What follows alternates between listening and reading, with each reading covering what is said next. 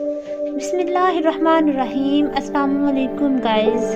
Welcome to the Students Future channel. So today our topic is how to attest your documents by Korean Embassy.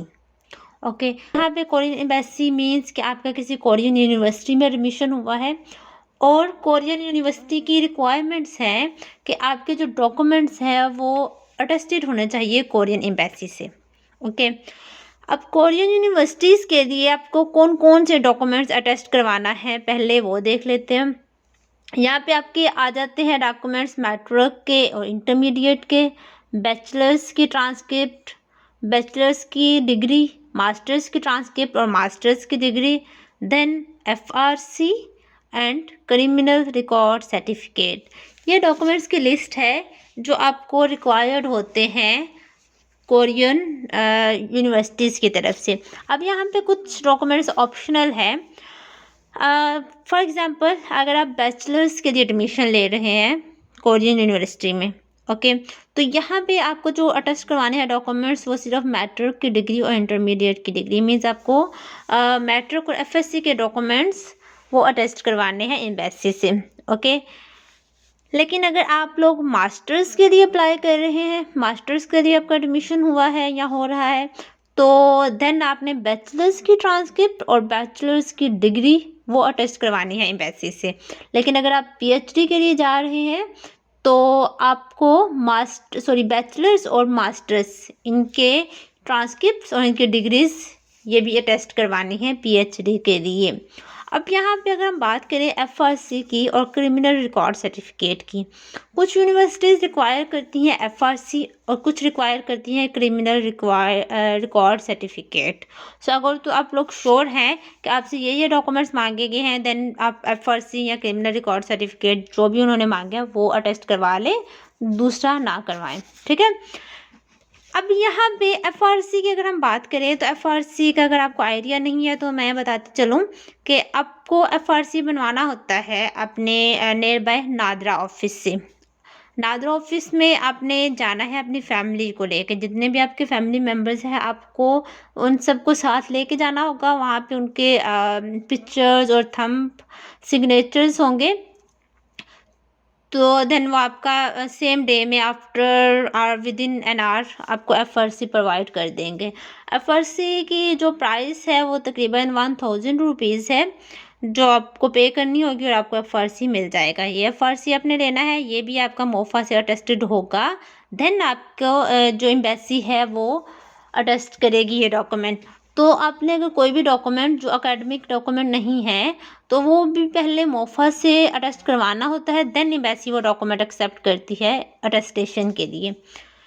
Okay, سو اگر ہم بات کریں criminal record certificate کی, یہ certificate آپ بنوائیں گے کسی بھی پولیس ہے وہاں پہ آپ نے جانا ہے. وہاں پہ الخدمت کے نیم سے آئی تھنک وہاں پہ کوئی آفس ہوگا, یا یوزلی کیا ہوتا ہے کہ باہر ایک گاڑی کھڑی ہوتی ہے جس میں ایک پرسن بیٹھا ہوتا ہے, تو آپ نے ان کے پاس جانا ہے اور ان سے کہنا ہے کہ ہمیں کریمنل ریکارڈ سرٹیفکیٹ چاہیے اس کنٹری کے لیے. اگر آپ کوریا کے لیے آ رہے ہیں تو ان کو بتا دینا ہے کہ مجھے ساؤتھ کوریا کے لیے کریمنل ریکارڈ سرٹیفکیٹ چاہیے. تو وہ کیا کرے گا, آپ کو اس کے لیے پاسپورٹ اوریجنل اور اس کی ایک کاپی, پکچر یوزلی اب تو نہیں چاہیے ہوتی کیونکہ وہ لائیو آپ کی پکچر وہاں پہ لے کے تو ڈاکومنٹ ریڈی کر دیتے ہیں. ٹھیک ہے, لیکن پھر بھی آپ پکچر ایک ساتھ لے جائیے گا. اس کے علاوہ ID کارڈ اوریجنل اور اس کی ایک کاپی لے کے جائیے گا. پاسپورٹ کی کاپی اور ID کارڈ کی کاپی وہ آپ سے لیں گے, اور ساتھ میں آئی تھنک 500 روپیز لیں گے میکسیمم, وہ بھی پوسٹ کرنے کے لیے. اگر آپ کو ڈاکومنٹ جہاں پہ چاہیے وہاں پہ وہ پہنچا دیں گے. ٹھیک ہے, تو یہاں پہ یہ دونوں ڈاکومنٹس کی اپنی کاپیز لینی ہے اور ان کو ڈیٹیل جو وہ پوچھیں گے وہ پرووائڈ کر دیجیے گا. تقریباً آدھے گھنٹے کا کام ہوگا, آپ کی یہ انفارمیشن وہ ایڈ کریں گے اور آپ کا ڈاکومنٹ ریڈی کر دیں گے. لیکن اس ڈاکومنٹ کی ویریفیکیشن ہونی ہوتی ہے, اس لیے وہ ڈاکومنٹ آپ کو سیم ڈے میں نہیں ملتا. آفٹر 2 to 3 days وہ ڈاکومنٹ آپ کو آپ کے دیے گئے ایڈریس پہ وہ ڈیلیور کر دیں گے. اوکے, سو یہ تو ڈاکومنٹ سے ریلیٹڈ ہو گیا. اب چلتے ہیں اپنے پروسیجر کی طرف کہ اپنے کورین ایمبیسی میں ڈاکومنٹس کو اٹیسٹ کروانا کیسے ہے. تو بیسیکلی آپ نے کرنا کیا ہے, ایمبیسی جانا ہے, اب ایمبیسی پاکستان میں 2 ایمبیسیز ہیں، اسلام آباد میں ہے ایک اور ایک کراچی میں ہے. اوکے، سو جو پنجاب کے لوگ ہیں وہ اسلام آباد ایمبیسی جائیں گے. اب وہاں پہ جب آپ نے جانا ہے تو یہاں پہ جو میں آپ کو ایڈریس مینشن کر رہی ہوں یہ ایڈریس ڈائریکٹ کورین ایمبیسی کا ہے، لیکن آپ کو وہ لے کے جاتے ہیں by shuttle. Okay, shuttle services provide کی جاتی ہیں آپ کو ایمبیسی میں لے کے جانے کے لیے. سو آپ نے کیا کرنا ہے، اگر آپ لوکل جا رہے ہیں یا خود جا رہے ہیں تو آپ نے کیا کرنا ہے، شٹل روڈ کے تھرو، شٹل روڈ پہ ایمبیسی آپ کو اس کا مین گیٹ مل جائے گا، یا آپ وہاں سے کسی سے پوچھیں گے تو بھی وہ آپ کو بتا دیں گے.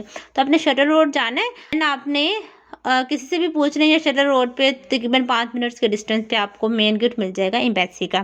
اوکے، تو جب آپ ایمبیسی انٹر ہوں گے تو بیسیکلی وہاں پہ 9:30 سے 11:30 کی ٹائمنگ ہے کورین ایمبیسی کی، لیکن آپ ٹائم سے چلے جائیے گا کیونکہ اس سے پہلے ایک پروسیس ہوگا. آپ وہاں پہ دیکھیں گے ایک لمبی سی لائن لگی ہوگی، وہاں پہ آپ نے اپنا آئی ڈی کارڈ اوریجنل ان کو شو کروانا ہے اور ساتھ میں کاپی ان کو جمع کروانی ہے اور اپنا کانٹیکٹ نمبر دینا ہے. دین وہ آپ کو ٹوکن دیں گے، وہ ٹوکن آپ نے لے کے جانا ہے، جس کاؤنٹر نمبر پہ وہ بتائیں گے وہاں پہ چلے جائیے گا. وہاں پہ آپ کو شٹل کارڈ ملے گا. اب شٹل کارڈ کی جو پرائس ہے وہ ہے 2000 روپیز. آپ ان کو اوریجنل کارڈ اپنا دکھائیں گے، ٹوکن دکھائیں گے اور اپنے ساتھ 2000 روپیز جمع کروائیں گے تو آپ کو شٹل کارڈ پرووائڈ کر دیں گے.